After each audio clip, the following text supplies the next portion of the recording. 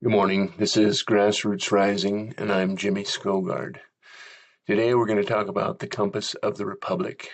I will stand before 450 delegates gathered in Wyoming and Douglas. I kind of feel the weight of that. In the high plains here in Casper, we have a way of finding every loose seam. That wind tests the tent, it tests the fence, it tests the person standing in the open. This public life path that I've chosen is doing the same thing. A little pressure reveals my resolve, my language, my character. You know what? This moment here is a forge.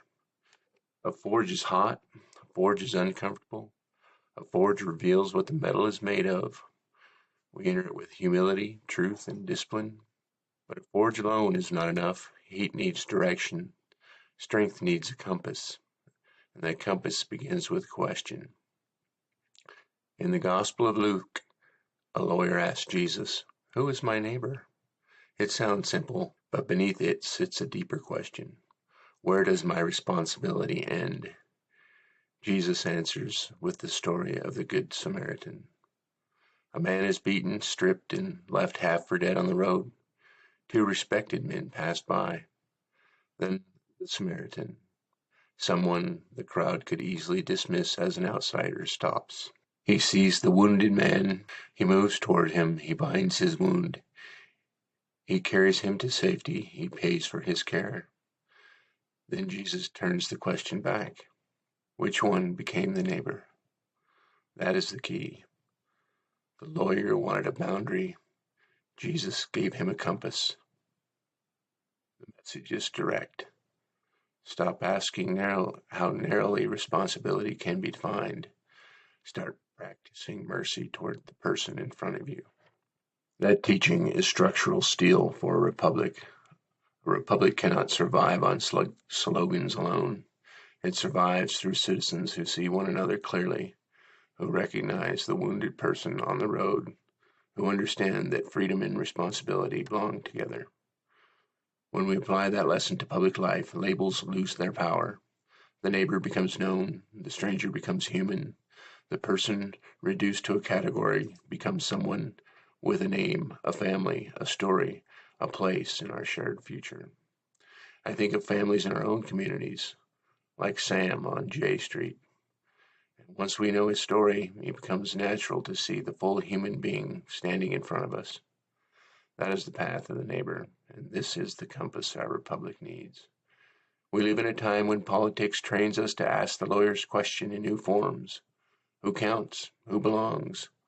Who deserves help? Who can be ignored? Jesus points us towards a better question. How do I become a neighbor?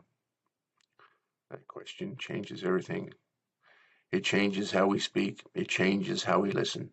It changes how we govern. It changes how we use power. True strength carries mercy, restraint, courage, and conscience.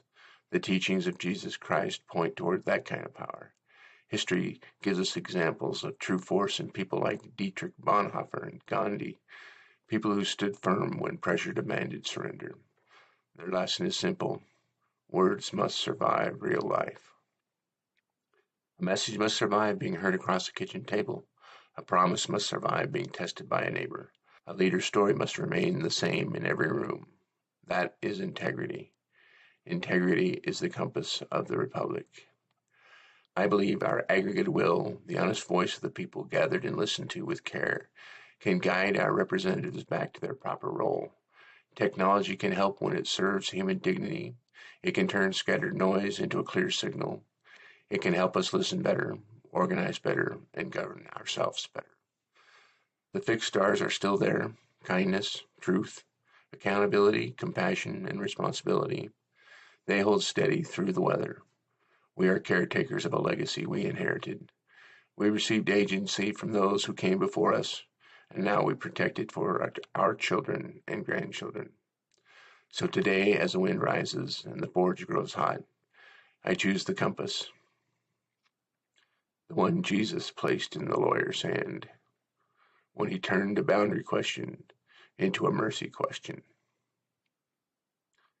That is conviction tempered with character, because agency means the ability to decide our future for ourselves. We still hold that power, and we use it by practicing responsibility together. Our children and grandchildren's legacy is in our hands now. Join the movement at SkoGard2026.org. Thank you for listening. I'll talk to you tomorrow.